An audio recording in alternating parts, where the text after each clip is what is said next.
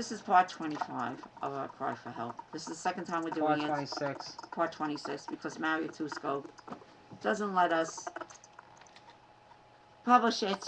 So we have to end this before 15 minutes and 30 seconds. So either you tell me, Joe, or I tell you when, you know, we're getting close to it.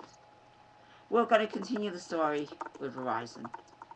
Okay, you say it. To make a long story, this is the third time we're saying it, but you're not hearing us. It's about 12:30 at night. Yeah, the garbage is piled up because Mario Tusco is right now busy screwing up our YouTube account and videos. Instead of doing his work. Okay. Anyway, to make a long story, with the black guy that came over from Verizon, he was never investigated. Although the legitimate Verizon representatives told us that something's very wrong and he needs to be investigated. But we knew something was very wrong also because that's the story of our life. But he was never investigated. We need a phone. What do? Verizon is the only service we could take. And even if we take another service, it'll continue with another service also. Because whoever we use, the same antics begin. We should talk about the second guy. The Cablevision too. So anyway, we finally get the second guy after Verizon makes appointments, then they cancel it. They make appointments and they cancel it. Then they make an appointment the same day that they cancel it, and then they make an appointment again the same day, and they cancel it again. These lunatic tricks happened for about 2 weeks. We're without a phone. Finally, someone comes over. By the end, and this is like the end of December. Yeah. Well, right before my mother. Actually, no, just right before Christmas, actually. Right. Someone finally comes over. However, the games begin as soon as we have the appointment. He comes about an hour later, and she says, "I'm here to repair your phone." I said, "What are you talking about? There's no repairs. We don't have any phone. How could you repair a phone? We need to get a phone." Yeah, but I was told I had to come for repair. Then he says, well, let me look at my instructions on my phone. He goes, "Oh, silly me." He's acting like a little clown. Mm-hmm. Yeah, you're right.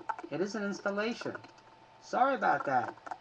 You know, it's like, so you know, somehow there's something already with this guy, and we recognize this guy. Yes, we started to recognize after he left, both Joe and I. Okay, but that's something we're going to talk about. Yes. In the future videos. Yes. But anyway, just to keep focus on what we're talking about right now, he had to check out my phone jack to test test the wire. So he told us also. Yeah, but first, okay. So he checks that out, and then he says that, yeah, now I have to go downstairs. But also we asked him, why didn't you ring our intercom to come in and let you in, and why you just all of a sudden you're up here at my door? How'd you get in? And he says, well, I went towards the back because I kind of know this building a little bit. I went in the garage, which is all the way out of the way. You've got to go all the way around the building to go in the garage. Right, exactly. And he says, and he tells us, I was talking to your super. I said, what? He opened up the door for me, the garage, so I could get in and look at the box. Yeah. At the phone box. So I said, what were you talking to the super about? He said, I don't know, I was just talking to him. I said, this is no good. Something's very wrong. Okay, first you come here and you tell me you're repairing my phone, which we have no phone to repair. We're getting a new installation. And then you're telling me you're talking to the super for over an hour. And his answers are like, yeah, yeah, I know, yes, I know. Mm-hmm. And he says, well, yeah, you're right. Yeah, you're right. I should have not spoken to the super. I should have come straight to your apartment. You're right about that. So I said, look, because he told us. He sounds like playing a clown. dumb. Yeah, like a clown. Really dumb. So he says, I have to go down again to check the box. So I said, well, you're not going down without us coming with you. Because there's not going to be any more conversations with the super. And we need to know that you're doing legitimate because you're a big question mark now. So he says, fine. So we go down, we walk down the steps. And we bring a movie camera with us too at the same time. We're on the 3rd floor. Right. We have to go to the basement. Okay, so walking down the steps. On the 1st floor, we always know when Mario Tusco is there, there's always illicit activities going on. Here comes Mario Tusco. One of his favorite hiding places is in the incinerator rooms. He spies from there. We go to the first floor. All of a sudden, he comes out of the incinerator room like a rat. He looks at us. And closes the door and And runs. completely closes the door again and runs into the incinerator room. So I said to the so-called telephone installer, this guy is no good and you're not to communicate with him any longer. He says, okay, I won't. So we go to the garage where the Verizon box is. Mario ran out of the building, ran all the way around the building, which leads also to the garage, and he's there when we go down. So we said to Mario, leave this guy alone. So he goes, fuck you. To us. And says some other curse words. And he just walks away. And he walks away. And he always picks up his cell phone because he has to relay the message to the corruption, what he's doing to us. So, lo and behold, because we had phone tapping of our phone for a long time, okay? Yes. Our phone... When we had a landline. Yes. Our previous landline. Our phone gets rerouted. We get people on the line. I mean, it's just one illicit activity after another. Right. So anyway, we go down to the phone wire box. Lo and behold, the entire box is exposed. What we mean by that? There's no cover, lock cover. All the wires are exposed. All the wires are basically all hanging out, and it's great, open for it's anyone. It's great for wiretapping. To do foul play. Yes. Anybody can just go there and just either pull out the wire. They can easily break a wire. Mm-hmm. I mean, it's all the table's set up for them to do any illicit activity that they want to. So this so-called phone installer is looking at the wires, and I say, wait a minute. I got a question to ask you. Is it legal to have an exposed box without a door? I asked him what happened to the door. He says, I don't know. I said, is it legal to have an exposed box? So he goes, no, I guess not. That's exactly how he answers. Yeah. So I said, so what happened to the door here? I don't know. I don't know. So I said, what you're going to do, you're going to go back to our apartment. You're going to make a phone call to Verizon and tell them that there's an exposed box. Right? Okay, my scan went on here as I'm doing it. I don't know if Mario Tusco did it. And there's something wrong with my scan. Just I don't know what to do. Just exit out, Susan. I know, but I have to... Exit out. Okay, there's an object detected, okay? So just wait a minute because I have to...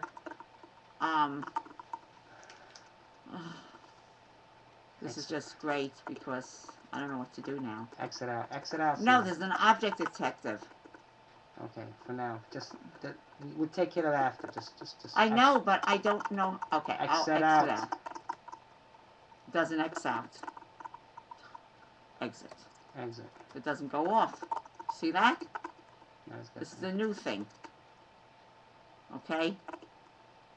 I didn't even put on the scan. And now it just comes in front of our face as we're talking. Okay. There's always something. Anyway, I'm sorry. What happened was... What happened now? I got frozen for a minute. You got frozen for a minute, yes, yeah. I know, because it's something going on here. Yes, there's something, he's playing around, Mario Tusco. I don't even know if this video is going to go through. Anyway, I told him, let's go upstairs, and you call Verizon, you tell them that there's no door in here, we have to get a locked door immediately. So he says, okay, I'll do that. So we go upstairs, I tell him to call Verizon, so he calls Verizon, he gets on the phone, and he says nothing about the door missing. Okay? He's talking gibberish over the phone.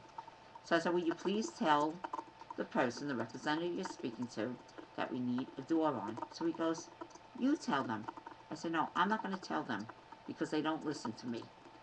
Because that's after we got all my reviews. You are the installer. I said, you are the installer. You're the contractor. You know it's wrong. You speak to them. He says, oh, okay. So he says to the representative, the customer thinks that a door should be on the exposed wire box. And I said, we don't think. I said, come on. I said, you know it's illegal. Why don't you just tell them it's illegal and we need a door? It was like pulling teeth.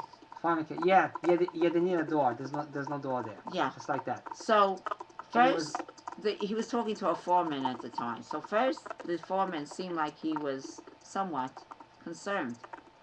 So then they asked for our names. So as soon as he gave Susan and Joseph Tropeano, the foreman says he wants to speak to us. The foreman screams and yells at us over the phone.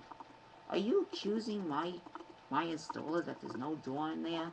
And he starts screaming and abusing us over the phone. He says, I'm going to sue you if you stop harassing my installer. I said, what are you talking about? there is no door. I said, there's no door there and we want a door. Okay? And, of course, the harassment just kept on continuing because once they know it's us, we can't get services. And they know that they wanted the door open like that because they must pursue their illicit activities of wiretapping and destroying our internet.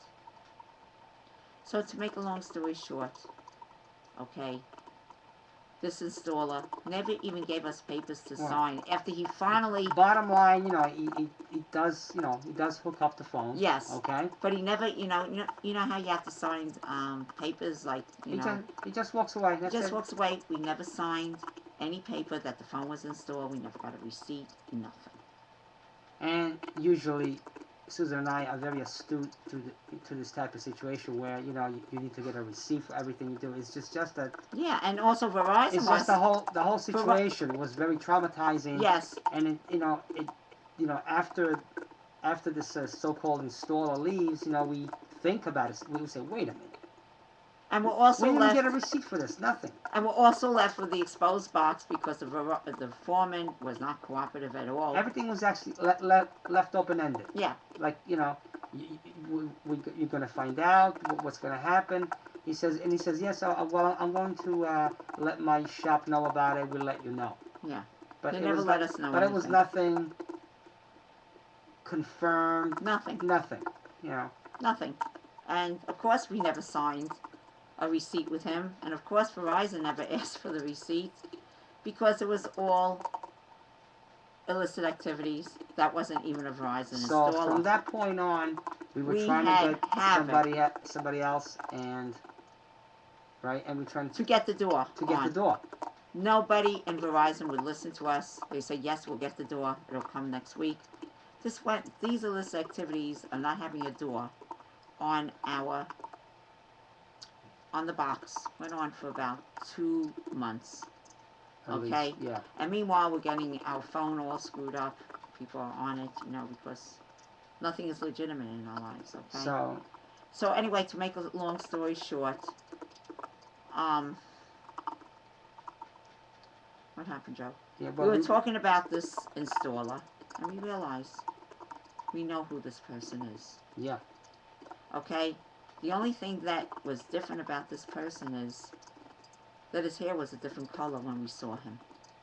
But and then we looked at the pictures we took of him, and we saw that he dyed his hair so quickly.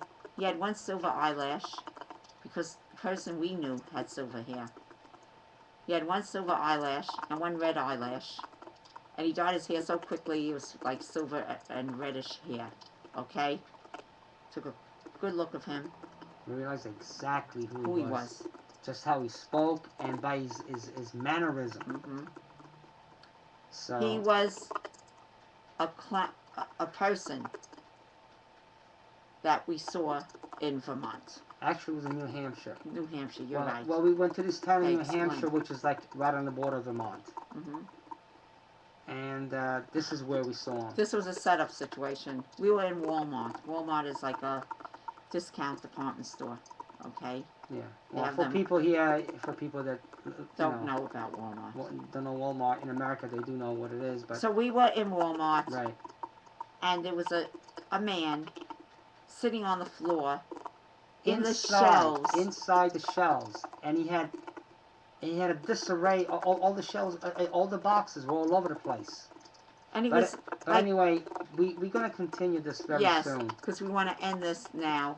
Right. And we're going to try to save this video. We hope we can. Okay. This is the end of part 26. We'll continue. The end of part 26. Thank you. Thank you. Please help us, and please Please. call those numbers. Please, Please. thank you. We need help. We need help. Thank you very much.